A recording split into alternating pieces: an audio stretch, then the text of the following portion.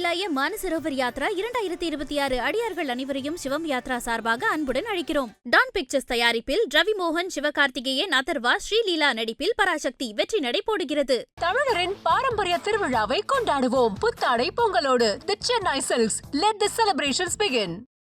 அந்த எடப்பாடியார் சொன்னதுக்கு நான் வந்துடுறேன். கடன் பர்பஸ்ஃபுல் டெப்த்தும்பாங்க, லாங் டேர்ம் இன்வெஸ்ட்மெண்ட். எங்கே பண்றாங்கன்னு தான் நீங்க பார்க்கணும். ஊதாரித்தனமாக அந்த கடனை வாங்கி செலவு பண்ணல. கல்வி மனித வளத்தில் முதலீடு செய்கிறார்கள். அது ஒண்ணு இல்ல, 40,000 ஏரிகள் இருக்கு. 40,000 ஏரிகளையும் தூர் வர வேண்டாமான்னு கேட்டா வாரணும். அது ஒரே ஆண்டுல பண்ணிட முடியுமா? எதுக்கு இந்த குழந்தைகளுக்கு காலை உணவு திட்டம் கொடுத்தாங்க? தேர்தல் வாக்குறுதிக்காக நினைக்கிறீங்களா? காலை உணவு, மதிய உணவு என்பது இன்றைக்கு ஆரம்ப பள்ளிகளில் சேருகிற மாணவர்கள் 100% தமிழ்நாட்டில். உயர்நிலை பள்ளியை முடிக்கிற மாணவர்கள் ஆட்சியில் ஸ்கில் டெவலப்மெண்ட் கிடையாது, கல்வி வளரல, சுகாதார கட்டமைப்புல நான் நேரடியாகவே விவாதிக்க முடியும், தனித்தனியாக விவாதிக்க முடியும்.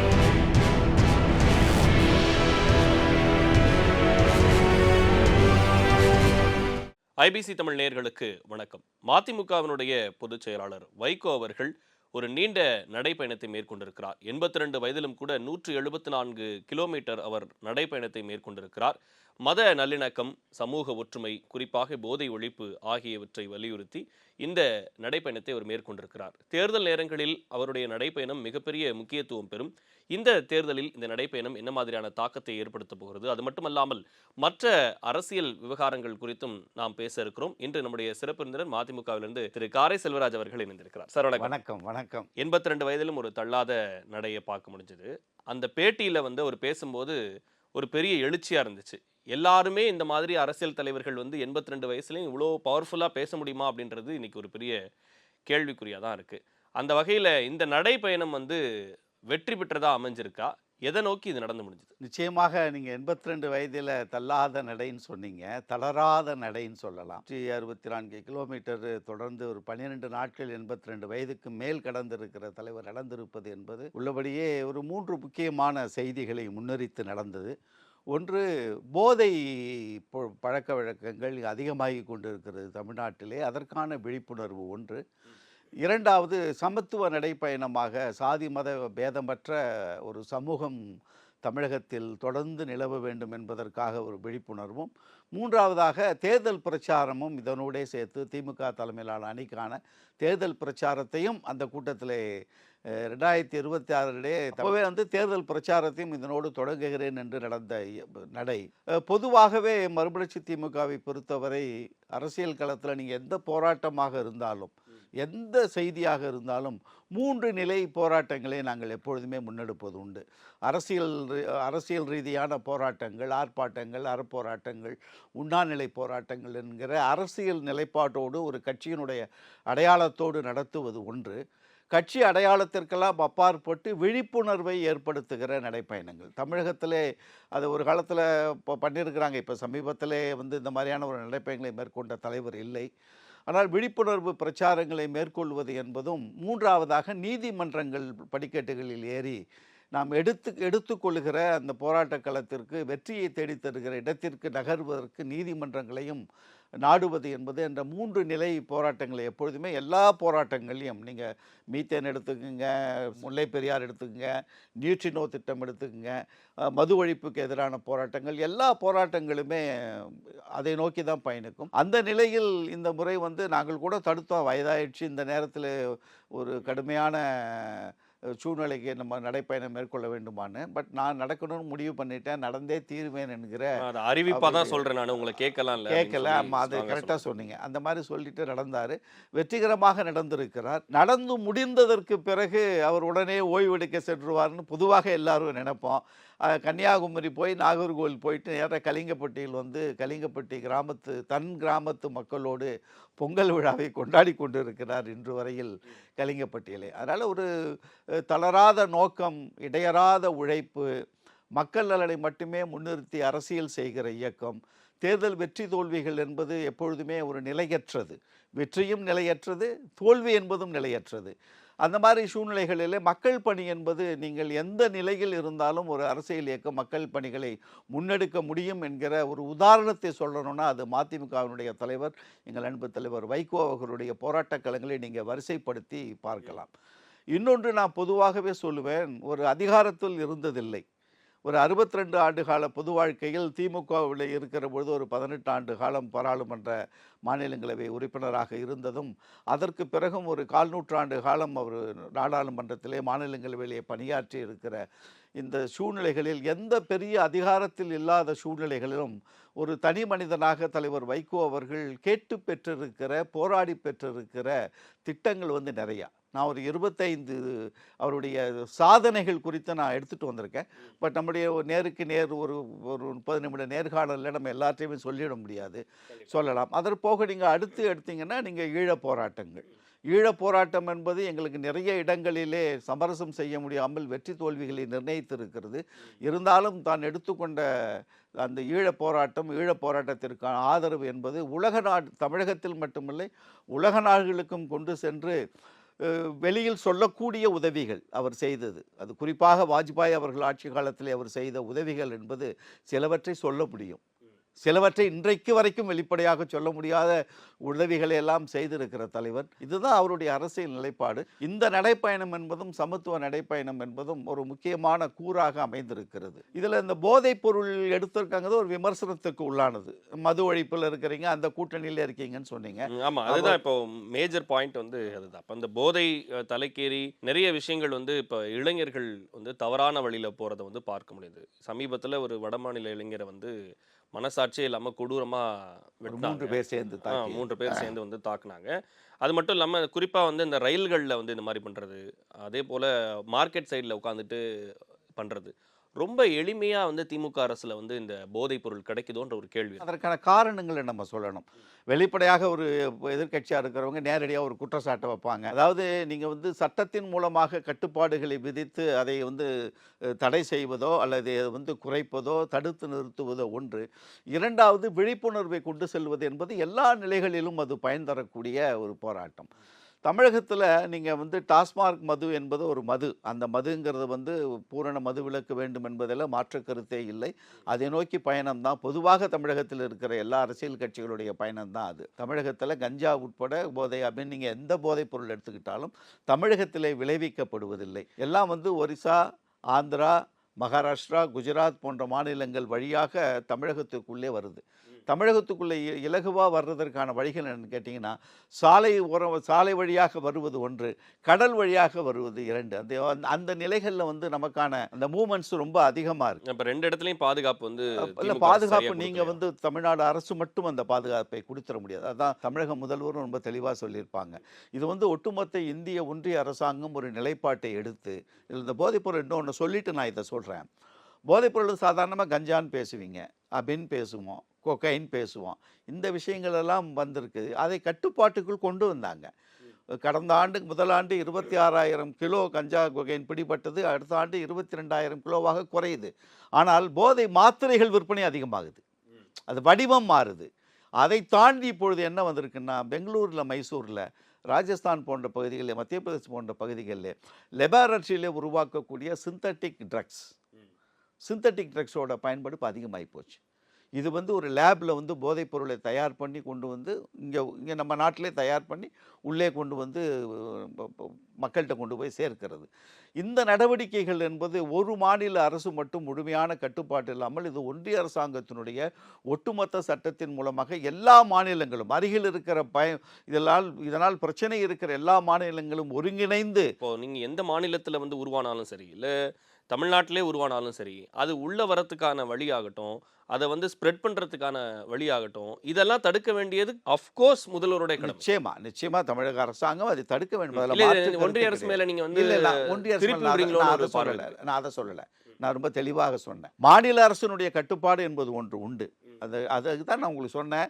சாலை வழியாக வருகிற போதைப்பொருள் கடத்தல் என்பதும் கடல் வழியாக நீர் வழியாக வருகிற கடத்தல் என்பதும் ஒரு மிகப்பெரிய, நம்ம எந்த அளவுக்கு யோசிக்கிறோமோ அதை தாண்டி யோசிக்கக்கூடிய அளவிற்கு அதை சப்ளை செய்யக்கூடியவன் டெக்னாலஜியில் வளர்ந்துடுறான். அறிவியல் பூர்வமாக அது எப்படி தமிழ்நாடு போலீஸை விட பயங்கரமா நிச்சயமாக இது எல்லா வழிகளும் நமக்கு தெரியாத வழிகள், அதுதான் அவனுடைய வெற்றி. உலக நாடுகளில் இருக்கிற நைஜீரியாவில் இருக்கிற நடுக்கடலிலே நடக்கிற அந்த போதைப்பொருள் வியாபாரம் உலகத்தில் யாராலையும் தடுக்க முடியாத வியாபாரமா போய்கிட்டு இருக்கு. கப்பலா வியாபாரம் நடக்குது. இப்போ மாநில அரசாங்கத்தினுடைய கட்டுப்பாடு மட்டும் என்று வருகிற பொழுது ஓரளவிற்கு இப்பொழுது என்ன தடை நடந்து கொண்டிருக்கிறதோ, இப்போ எந்த அளவுக்கு 26,000 கிலோ பிடிச்சிருக்காங்க, போதை மாத்திரைகள் நிறைய பிடிச்சிருக்காங்க, இப்போ இந்த சிந்தட்டிக்ங்கிறதையும் கேப்சர் பண்ணியிருக்காங்க, அந்த ஆலைகளை இப்போ நிறுத்தி இருக்கிறாங்க, கேப்சர் பண்ணியிருக்காங்க.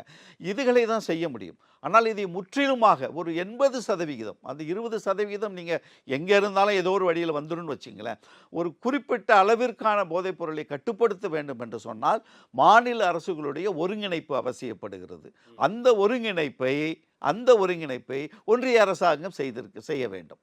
அந்த ஒருங்கிணைப்பு தான் இதில் ஒரு முற்றிலுமாக ஒரு கணிசமான அளவுக்கு குறைக்க முடியும் என்பதா யதார்த்த நிலை. ஓகே, இல்லை என்னோட பார்வை என்னன்னா, நீங்கள் சொல்கிறது கண்டிப்பாக இந்த போதைப் பொருளை அலோ பண்ணக்கூடாது அப்படின்றதுல நம்ம ரொம்ப தெளிவாக இருக்கிறோம். அப்படி இருக்கும்போது இந்த கோஆர்டினேஷனை தமிழ்நாடு அரசே முன்னெடுக்கலான்றது தானே முடியாது. மற்ற மாநிலங்களுக்கு மற்ற விஷயங்கள், இப்போ ஒரு போராட்டம் அப்படின்னா ஒன்றிய அரசுக்கு எதிராக ஒரு போராட்டத்தை முன்னெடுக்கிறீங்கன்னா எல்லா மாநிலங்களும் வாங்க அப்படின்னு ஒரே மேடையில் முதல்வர் கூப்பிடும் போது இந்த போதைப் பொருள் ஒழிப்புக்கு இந்த கோஆர்டினேஷனை முதல்வரே பண்றதுல இல்லை. ஏற்கனவே மாநில அளவில் பேசிக்கிட்டு இருக்காங்க.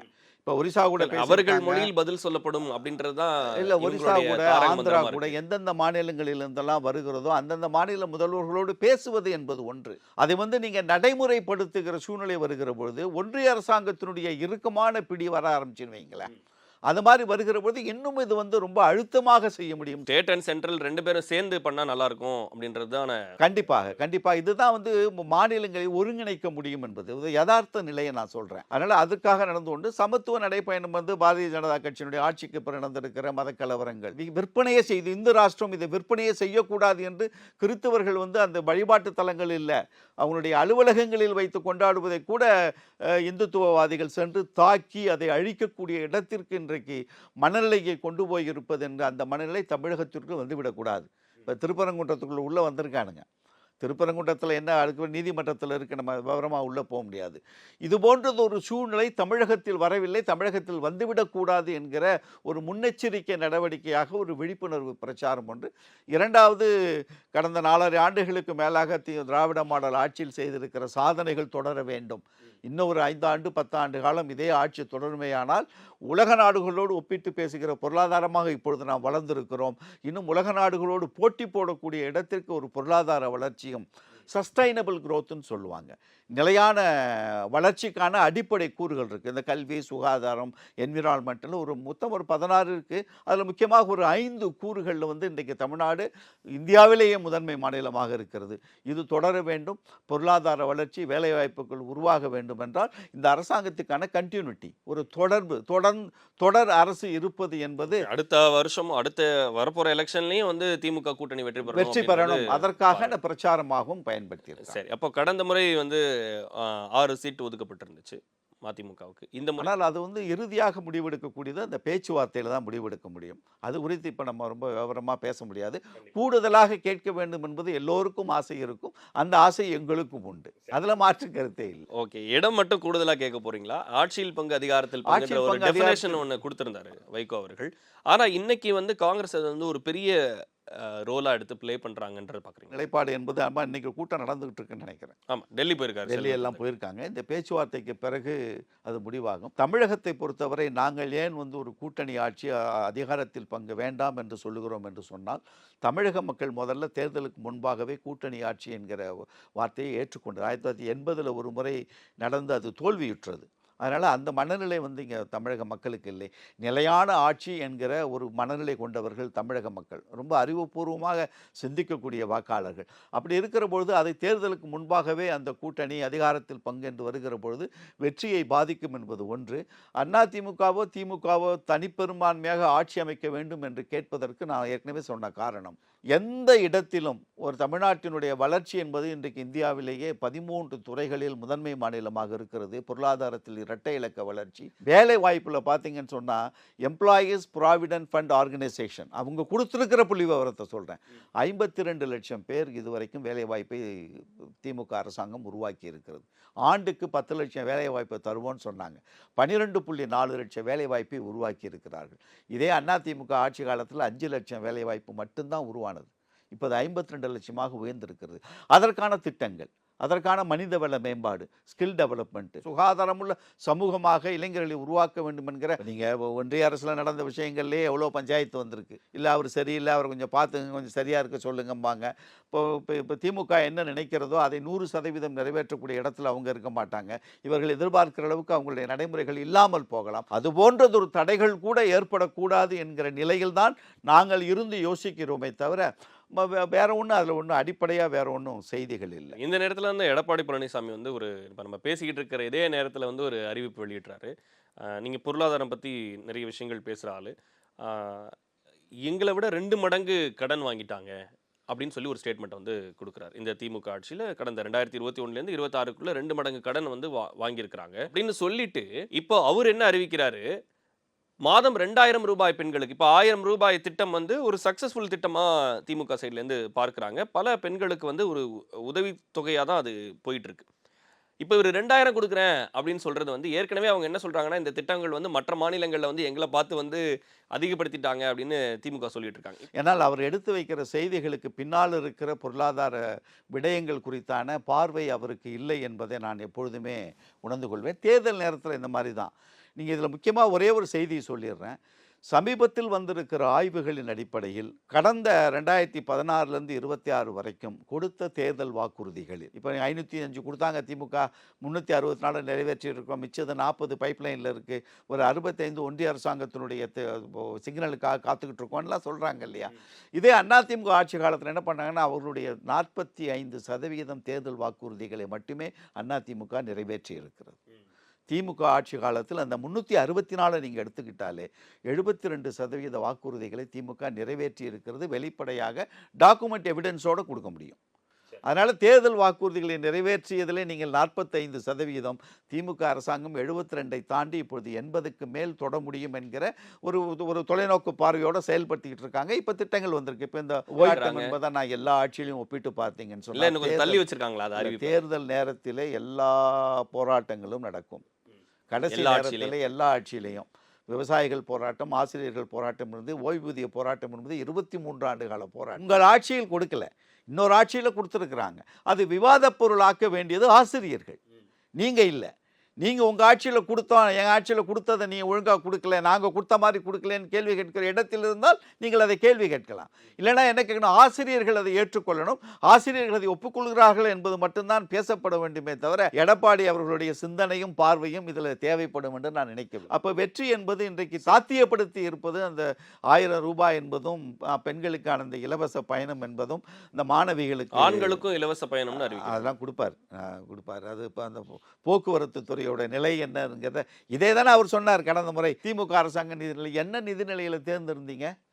ஜெயலலிதா ஆட்சி காலத்திலே கடன், தலைவர் கலைஞர் அவர்கள் வைத்துவிட்டு போன கடனில் இருந்து ஜெயலலிதா ஆட்சி முடிகிற வரைக்கும் இருந்த கடன் அளவு என்பது 100% உயர்ந்திருந்தது. இன்னும் நீங்கள் ரொம்ப குறிப்பிட்டு சொல்லணும்னா 93% உயர்ந்திருந்தது. எடப்பாடியார் ஆட்சி காலத்திலே கடன் தொகையினுடைய சதவிகித உயர்வு எவ்வளோ தெரியுமா? 128%. இதே இப்போ திமுக ஆட்சியிலே 100%க்கும் கீழ். யார் மேலாண்மை சரியாக பண்ணியிருக்கா? 2வது கடன் வாங்குகிறோம், அதிக நிதிச்சுமை வந்து விட்டது, வரவுக்கும் செலவுக்குமான இடைவெளி அதிகமாகிருச்சு. கடன் வந்து நான் ஒரு ரூபாய் எனக்கு வரி வந்துச்சுன்னா அதில் 17 பைசா நான் கடன் கட்ட வேண்டியிருக்கு. கடன் கட்ட பணம் இல்லை என்று கடன் வாங்குவது என்பது ஒன்று, அது விவாதிக்கப்பட வேண்டிய ஒன்று. பொருளாதார நிபுணர்கள் என்ன சொல்கிறாங்க, அரவிந்த் சுப்பிரமணியம் போன்றவர்கள், டாக்டர் ரகுராம் ராஜன் போன்றவர்கள் என்ன ஒரு குறிப்பிட்டு சொல்கிறாங்கன்னா, இந்த பர்பஸ்ஃபுல் டெப்ட்டும்பாங்க, தேவையான கடன், லாங் டேர்ம் இன்வெஸ்ட்மெண்ட். அது இதை எங்கே செலவு பண்ணுறாங்கன்னு எடுத்துக்கிட்டிங்கன்னா, கல்வி, சுகாதாரம், இன்ஃப்ராஸ்ட்ரக்சர். வெளிப்படையாக தெரிந்த ஒன்று. அந்த கல்வியின் மூலமாக இன்றைக்கு 27 பேராக அந்த யூபிஎஸ்சி தேர்வில் இன்றைக்கு 87 பேர் வெற்றி பெற்றிருக்கிறார்களா இல்லையா? அந்த 87 பேரில் 57 பேர் நாள் முதல்வன் திட்டத்தின் மூலம் பயன்பெற்றவர்களா இல்லையா? கண்டிப்பா 1000 ரூபாய் அரசு எல்லா விஷயத்தையும் 5 ஆண்டுகள்ல முதல்ல அதை கான்சென்ட்ரேட் பண்ணியிருக்கணுமோ, தேவையான ஆசிரியர்களை வந்து ஃபில் பண்ணியிருக்கணும், காலி பணியிடங்களை நிரப்பியிருக்கணும். அது மட்டும் இல்லாம இந்த முக்கியமா வந்து இப்போ பசங்களை கொண்டு போய் கவர்மெண்ட் ஸ்கூல்ல சேர்க்கும் போது எல்லாருக்கும் இன்னைக்கு ஒரு தயக்கம் இருந்துகிட்டே இருக்கு. அதோட இன்ஃப்ராஸ்ட்ரக்சரை வந்து டெவலப் பண்ணணுமா? இல்லை, நீங்கள் நல்லா படிங்க. இந்த முறை அரசாங்க பள்ளிகள் சேர்வதற்கான நான் வந்து அஸ்னாபுரம் மேல்நிலைப் பள்ளியினுடைய பேரண்ட் டீச்சர் அசோசியேஷனில் கல்வியாளராக இருக்கேன். அந்த பள்ளிக்கூடத்தில் இன்றைக்கு ப்ரைவேட் ஸ்கூலில் தனியார் பள்ளிக்கூடங்களிலே பள்ளியில் சேர்ப்பதற்காக மக்கள் போராடுகிற மாதிரி அந்த இடத்துல போராட ஆரம்பிச்சு. இல்லை, கண்டிப்பா டெவலப் ஆயிருக்குன்றதை நான் ஒத்துக்கிறேன். அவ்வளோதான். ஆனால் இன்னும் கான்சென்ட்ரேட் பண்ண இல்லை, வேண்டிய நிறைய. அதாவது எதையுமே 100% நிறைவாக செய்துவிட முடியாது. இப்போ நம்மளுடைய பொருளாதாரம் ஜிஎஸ்டிபி வந்து ஒரு 35.5 லட்சம் கோடி. அதில் வந்து ஒவ்வொரு துறை சார்ந்து பிரிக்கிறாங்க இல்லைங்களா? அந்த ஒவ்வொரு துறை சார்ந்து இவ்வளவுதான் பிரிக்க முடியும் இந்த 5 ஆண்டுகள், இந்த ஆண்டு இதைத்தான் செய்ய முடியும்னு ஒரு திட்டம் இருக்கும். அது ஒன்றும் இல்லை. 40,000 ஏரிகள் இருக்கு. 40,000 ஏரிகளையும் தூர் வர வேண்டாமான்னு கேட்டால் வாரணும். அது ஒரே ஆண்டில் வந்து பண்ணிட முடியுமா? பண்ணிட முடியாது. இப்போ 11 டிஎம்சி தண்ணி தான் இப்போ சென்னைக்கு தேவைப்படுகிறது. 2050 அது 30 டிஎம்சி தண்ணியாக உயரும்னு சொல்கிறாங்க. அந்த தண்ணியை எங்கேருந்து கொடுக்கும் சென்னை? இப்போ திருப்பூர் பக்கத்தில் புதிய அணை கட்ட போகிறாங்க. 16,000 கோடி ரூபாய் நீண்ட கால திட்டம் போட்டிருக்காங்க. 2050க்குள்ளாக அந்த 30 டிஎம்சி தண்ணீர் குடிநீர் தேவைக்கும் மற்ற தேவைகளுக்கும் நகரத்துக்கு தேவைப்படுது. அதை உருவாக்குவதற்கு ஒரு நீண்ட கால திட்டம் போட்டிருக்காங்க. அதனால் துறை சார்ந்து நீங்கள் செய்கிறது ஒன்று. ரெண்டாவது, நீங்கள் அந்த எடப்பாடியார் சொன்னதுக்கு நான் வந்துடுறேன். கடன் வந்து பர்பஸ்ஃபுல் டெப்ட்டும்பாங்க. லாங் டேர்ம் இன்வெஸ்ட்மெண்ட் எங்கே பண்ணுறாங்கன்னு தான் நீங்கள் பார்க்கணும். ஊதாரித்தனமாக அந்த கடனை வாங்கி செலவு பண்ணலை. கல்வி மனித வளத்தில் முதலீடு செய்கிறார்கள்.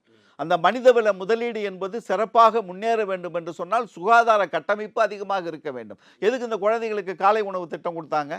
தேர்தல் வாக்குறுதிக்காக நினைக்கிறீங்களா?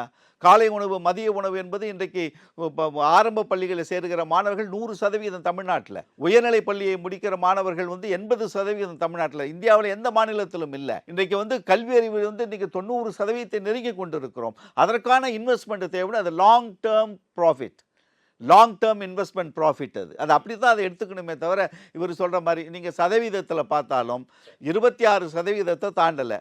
28% வரைக்கும் கடன் வாங்கலாம். அந்த கடன் அளவு 26க்குள் வைக்கிற அளவிற்கான நிதிநிலை மேலாண்மை அந்த நாலெட்ஜ் திமுக அரசாங்கத்திடம் இருக்கிறது. நீங்கள் 128% கடன் வாங்கிட்டீங்க.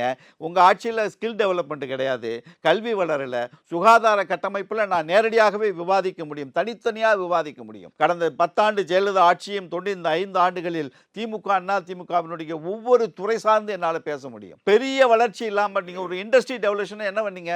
ஒரு ஆர்த்தோடெக்ஸ் டைப் ஆஃப் அப்ரோச். இருக்கிற லார்ஜர் இண்டஸ்ட்ரீஸ் ஒரு ஆர்த்தோடெக்ஸ் அப்ரோச் தான் உங்களுக்கு இண்டஸ்ட்ரீஸில் இருந்துச்சு. இன்றைக்கி research and development, innovations, patent rights. இன்றைக்கி இந்தியாவிலேயே அதிகமாக பேட்டன் ரைட்ஸ் வாங்கியிருக்கிற மாநிலம் தமிழ்நாடு. அதுவும் மாணவர்கள் எங்கேருந்து வரும்? அந்த உற்சாகப்படுத்துகிற நிலைமை எங்கே இருந்து வரும்? வளர்ச்சி பாதையில் இருக்குது. இதே வந்து அடுத்த ஆட்சியிலையும் தொடரணுன்றது பார்வையாக இருக்குது. குருமூர்த்தி அவர்கள் வந்து பேசும்போது, இப்போ விஜய் இன்னைக்கு ஒரு பெரிய பிளேயராக அரசியல் களத்தில் இருக்கிறாரு, மிகப்பெரிய ரசிகர் பட்டாளத்தை வச்சிருக்கிறாரு, ஒரு போகக்கூடிய இடத்துல எல்லாம் மிகப்பெரிய கூட்டம் வருது, ஒரு துயர சம்பவம் நடந்துச்சு, எல்லாம் ஓகே. அப்போது குருமூர்த்தி ஒரு விஷயத்த வந்து வைகோ மென்ஷன் பண்ணி ஒரு பாயிண்ட் வந்து சொல்கிறார். 1996 வைகோ ஆன மாதிரி விஜய் ஆயிடுவார் அப்படின்னு ஒரு ஸ்டேட்மெண்ட் கொடுக்குறாருல, அதை எப்படி பார்க்குறீங்க? இல்லை, அது என்ன எதை மென்ஷன் பண்ணி அதை சொன்னார்னு எனக்கு தெரியல. 1997 மிகப்பெரிய எழுச்சியாக இருந்தது மதிமுக. அந்த தேர்தலிலே மிகப்பெரிய வெற்றியை பெற வேண்டிய நேரம் ரஜினிகாந்த் வந்து குரல் கொடுத்து ஜி.கே. மூப்பனார் வந்து திமுக அணியில் இணைந்து அந்த வெற்றி எங்களுக்கு சாத்தியப்படாமல் போனது. அதை சொல்கிறாரா அப்படிங்கிறது தெரியல. விஜய் வந்து இப்போ தான் வந்திருக்காரு. இது வரைக்கும் அவனுடைய நடவடிக்கைகளிலே ஒரு அரசியல் தலைவருக்கு உரிய நடவடிக்கைகள் எதுவும் நான் பார்த்ததா தெரியல. நம்ம அப்ரோச் பண்ணல. ஒரு லீடர்ஷிப், நீ ஃபஸ்ட்டு வந்து உங்களை அட்ராக்ட் பண்ணோம். ஒரு கட்சி ஆரம்பிக்கிறீங்க, நீங்கள் ஒரு கட்சி முதல்ல ஆரம்பிக்கிற பொழுது அந்த கட்சியினுடைய தலைவர், அந்த அவருடைய லீடர்ஷிப் குவாலிட்டி, அவர் எதை அப்ரோச் பண்ணுறாரு, எதை பேசுகிறாரு, எதை கொண்டு வந்து சேர்க்க நினைக்கிறார். திராவிட மாடல் ஆட்சி, இந்துத்துவ ஆட்சி, இந்த இரண்டுக்கும் இடைப்பட்டதில் எது மாதிரியான ஒரு ஆட்சியை கொண்டு வரணும்னு நினைக்கிறாரு அப்படின்னு பார்த்தீங்கன்னா இதே சேம் திராவிட கொள்கைகள். அதில் சமூக நீதியை சரியாக பண்ணலை, நான் வந்தால் நல்லா பண்ணுவேன், கல்வியில் சரியா பண்ணல, அது நான் வந்தா நல்லா. இது வந்து ஒரு இல்ல தலைவர் அதை தாண்டி வேற தமிழ்நாட்டுல பேசுறதுக்கு என்ன இருக்குன்னு இருக்கு பேசலாம். அவர் எல்லாத்தையும் கவர் பண்ணி சொல்லிடுறாரு. பேசுங்க, சமூக நீதி குறித்து பேசுங்க, புள்ளி விவரத்தோட பேசுங்க. அவர் அப்ரோச்சில், அவர் பேச்சில், அவர் கட்சியில் இருக்கிற அந்த புஷி ஆனந்த் உட்பட, ஆதவர்ஜுனா உட்பட, அடுத்து இருக்கிற அந்த முதல் கட்ட இரண்டாம் கட்ட தலைவர்களாக வரிசைப்படுத்துகிற யார்கிட்டையும் ஒரு அரசியல் நோக்கோ இல்லை கொள்கைகளை வலிமையாக எடுத்து வைக்கிற பார்வையோ இல்லை வந்து திமுக அரசு மீது குற்றம் சுமத்துகிற பொழுது அந்த குற்றத்திற்கு வலிமையான ஆதாரங்களோடு குற்றச்சாட்டு சொல்லக்கூடிய இடத்துல விஜய் கட்சியில் யாருமே இல்லை. அப்போ வந்து எனக்கு வந்து ஒரு பெரிய ஒரு நடிகர் என்பதற்காக அவருக்கான வாக்குகள் இருக்கும், வாக்கு வங்கி இருக்கும், எத்தனை சதவீதம் அவரால் வாங்க போகிறார் என்பதெல்லாம் வேறு. ஆனால் நான் ஒரு அரசியல் தளத்திலிருந்து ஒரு பார்வையாளனாக பார்க்கிற பொழுது விஜய் அவர்களுக்கு எந்த விதமான தலைவருக்குரிய எந்த தகுதியும் இல்லை இப்போ வரைக்கும். பட் நம்பர்ஸ் ப்ளே பண்ணும்ல சார், எப்படி பார்த்தாலும் இப்ப திமுக கூட்டணிக்கு நம்பர்ஸ் வந்து விஜய் ப்ளே பண்ணிடுவார்ல. இல்லை, நான் தான் சொல்றேன், 2-3 அடி விழுகாதா? இல்லை, அடியெல்லாம் விழும், அதெல்லாம் நான் ஆருடம் சொல்ல முடியாது. ஆனால் அவருக்கான வாக்கு சதவீதம் இருக்கும். என்ன கணிக்கிறீங்க? இப்போ ஒரு 8% வாக்கு வரைக்கும் அவருக்கு வாங்குவதற்கான வாய்ப்புகள் இருக்குன்னு எனக்கு தோணுது. 8% 10% கூட ஆகலாம். ஏன்னா நீங்க பாத்தீங்கன்னா அவருடைய ரசிகர்களையும் நம்ம வந்து எடை போட்டு பாத்தீங்கன்னா அந்த பராசக்தி படம் வந்ததற்கு பிறகு அவருடைய தகுதி தரம் என்பதை நீங்க பார்த்துருப்பீங்க. அதாவது இந்த பக்கத்துல ஒரு பொண்ணு கிட்ட கேட்குறாங்க, நீங்க தளபதி உங்களுக்கு பிடிச்சிருக்குன்னு நிறைய திட்டங்களை கொடுத்துருக்காரு, பெண்களுக்கான முன்னேற்றங்கள், ஒரு சின்ன பொண்ணு பேசுது, பெண்களுக்கான முன்னேற்றத்தை கொடுத்துருக்காரு, கல்லூரி மாணவிகளுக்கு நிறைய உதவி பண்றாரு, நான் முதல்வர் ஸ்கில் திட்டம், இதெல்லாம் வந்து ஒரு பெரிய எழுச்சி, எங்களுக்கெல்லாம் பெரிய வாய்ப்பாக அமைஞ்சிருக்குன்னு ஒரு பொண்ணு பேசுது. அதுக்கு பக்கத்தில் இன்னொரு பொண்ணு பேசுது, விஜய் அண்ணா படமே ஏன் போட மாட்டேங்கிறாங்க, கண்ட படமெல்லாம் போடுறாங்க, ஏன் அவர் படத்தை போட மாட்டேங்கிறான்னு கேட்கக்கூடிய இடத்தில் தான் அவர்கள் ரசிகர்கள் இன்றைக்கு வரைக்கும் அவர் வைத்திருக்கிறார். அதுதான் அவருடைய வெற்றி. அவர்கள் ஆழ்ந்து சிந்திக்கக்கூடியவர்களாக, அரசியல் புரிதலோடு வரக்கூடியவர்களாக கொண்டு வந்து விட்டால் விஜயனுடைய வீழ்ச்சி அன்றைக்கு ஆரம்பிக்கும். இவர்களை இதே நிலையில் வைத்திருக்கணும். அதுதான் நீங்கள் பார்த்தீங்கன்னா பராசக்தி தியேட்டரில் போயிட்டு எதுக்கு போய் பேனர் அடிக்கணும், பராசக்திக்கு வந்து எதுக்கு தேவையில்லாமல் கமெண்ட்ஸ் கொடுக்கணும். கங்குவா படத்துக்கு பண்ணாங்க, விஜய் சூர்யா படத்துக்கு ஞாபகம் இருக்கா உங்களுக்கு, அருமையான படம். ஆனால் அந்த படத்தை திட்டமிட்டு முடக்கிறதுக்காக மைக்கை நீட்டின உடனே குப்பைங்க படம் ஒன்றுமே இல்லைம்மா. பராசக்தி படம் 2 நாள் அந்த பிரச்சனையை சந்திச்சிச்சு. இன்றைக்கு தான் வெற்றிகரமாக ஓடிக்கிட்டு இருக்கு. இன்றைக்கு தமிழ்நாட்டில் பார்க்காதவங்க இல்லை. அவங்களுடைய பேட்டி எடுத்தீங்கன்னா அவ்வளவு எழுச்சிபூர்வமாக பராசக்தி படத்தையே வந்து திமுகவினுடைய தேர்தல் பிரச்சாரத்துக்காக பயன்படுத்திட்டாங்க. காங்கிரஸ் தான் அந்த மொழி போருக்கு காரணம்ன்ற மாதிரியான விஷயங்கள்லாம் வந்து இந்த படத்துல காமிச்சு காங்கிரஸை மிரட்டுறாங்கன்ற விமர்சனமும் இருக்கு. இல்லை, அது தவறான விமர்சனம். சுதா குங்குரா வந்து சமீபத்திலே ஒரு தொலைக்காட்சிக்கு பேட்டி கொடுத்துருக்காங்க. அந்த பேட்டியை பார்த்தவர்கள் யாரும் இப்படி சொல்ல மாட்டாங்க. இது 82 நாள் ஷூட்டிங். அந்த படம் மொத்த ஷூட்டிங் 82 நாட்கள். இந்த படம் எடுத்தது வந்து 24வது வருஷம் துவக்கத்தில். அது அப்போவே வெளிவந்திருக்க வேண்டிய படம். தாமதமாக இந்த படம் வெளியில் வந்தது, இந்த நேரத்தில் வந்திருக்கே தவிர தேர்தல் நேரத்திலே கொண்டு வரணும். நான் படம் எடுக்கலைங்க. அடிப்படை கருத்து இந்தை திணிப்பை அது இப்போ எதிர்த்து நடந்த போராட்ட களத்தை கொண்டு வர வேண்டும் என்பதை ஒரு அடிநாதமாக எடுத்துக்கிட்டு நாங்கள் ஒர்க் பண்ணமே தவிர, இந்த படத்தில் வந்து வெளியிட்டது வந்து படம் வெளியீட்டாளர்கள் திரைப்படம் வெளியீட்டு என்பதில் நீங்கள் ஒன்று சொல்லலாமே தவிர, தயாரிப்பு நிறுவனம் வேறு, படத்தோட டைரக்டர் வேறு. அங்கே எந்த விதமான திமுகவினுடைய பிரச்சாரங்களும் அங்கே இல்லை. அண்ணா, கருணா, இப்படி தான் பெயர்கள் கூட வருமே தவிர திமுகவிற்கு அண்ணா பெயரை சொல்லாமல் இந்திய எதிர்ப்பு போராட்டத்தை பேசிட முடியுமா? கண்டிப்பா முடியாது. முடியுமா? எல் கணேசனை பேசிவிடாமல் இந்திய எதிர்ப்பு போராட்டத்தை பேசிட முடியுமா? நீங்கள் இப்போ ஐயா ராமசாமி அவர்களை விட்டு ஜி ராமசாமி நினைக்கிறேன், புத்தகம்லாம் எழுதியிருக்கார். அவர் ஆலோசகர், இந்த படத்துக்கான ஆலோசனைக்கு நிறையா கொடுத்து. இல்லை அந்த ஃபைனல் ஃப்ரேமில் வந்து கருணாநிதி மாதிரி உள்ள தோற்றம் உள்ள கொண்டவங்களை வந்து வருங்க, நடந்ததானங்க. இந்தி போராட்டத்தில் கலந்து கொண்டவர்களை வரிசைப்படுத்துகிற பொழுது கலைஞர் வந்து நிற்பார்ல. என்னை பொறுத்தவரையில் எங்கள் அன்பு தலைவர் வைகோ அவர்களையும் காமிச்சிருக்கணும்னு சொல்லுவேன். இந்தி போராட்டத்தில் கலந்து கொண்ட தலைவன், அவரையும் காமிச்சிருக்கணும். அவரையும் காமிச்சிருந்தா நீங்கள் சொல்கிற மாதிரி கூட்டணி கட்சியில் எல்லாரையும் காமிச்சிட்டாங்கன்னு பேசுவீங்க. இந்த படத்திற்கும் திமுகவினுடைய தேர்தல் பிரச்சனை எந்த சம்பந்தமும் இல்லை. இது ஒரு வரலாற்று ஆவணம். தமிழர்கள் நம்ம இப்படி விவாதிக்கதை விட்டு அந்த படம் கொடுத்திருக்கிற செய்தி என்ன கொடுத்திருக்கிறது. ஒரு மொழிக்காக வந்து முதலிலே தீக்குளிச்சு இறந்தவன் உலகத்திலே சிவகங்கை ராஜேந்திரன் தான். அவரை நினைவு கூறணுமா வேண்டாமா? தாளமுத்துவை நினைவு கூறணுமா வேண்டாமா? நடராசனை, உப்புளியபுரம் ராசாந்திரனை, எதற்காக உயிர் நீத்தவர்களை நாம் நினைத்து பார்க்க வேண்டுமா வேண்டாமா? சாவர்கரை நினைக்க சொல்பவர்கள் கோட்சேவை பற்றி பள்ளி பாடங்களில், குஜராத்தில் பாடங்களிலே கொண்டு வந்து சேர்க்கக்கூடியவர்கள் இருக்கிற நாட்டில் இந்திய எதிர்ப்புக்கு உயிர் நீத்தவர்கள் பற்றி, இந்த இந்திய எதிர்ப்பு போராட்டத்தை பற்றி இந்த இடத்துல நாம் தமிழ்நாட்டில் பேசாமல் வேற எங்கே போய் பேச முடியும்? இந்தியா முழுமைக்குமான சிந்தனையை கொடுத்துருக்கு. மராட்டியத்தில் ராஜ் தாக்கரே சொல்லிட்டாரு, இந்தி மொழியை நீ ஒரு காலம் எங்கள் மாநிலத்தில் திரித்து விட முடியாது. எங்கள் மொழி இல்லை, இந்திய தேசிய மொழி இல்லை, மராட்டியம் தான் எங்களுடைய அடையாளம்னு அப்ப மும்பைல வந்து பாஜக தான் ஜெயிச்சிருக்காங்க. பாஜக ஜெயிக்கட்டுங்க. சிவசேனாவுடைய போராட்ட களங்கள் வேற மாதிரி.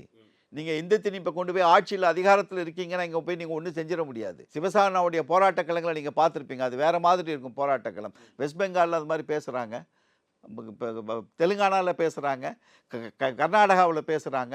இன்றைக்கு இந்தியா முழுமைக்கும் சிந்தனையை கொண்டு போய் விதைச்சிருக்கிறோம் இல்லையா?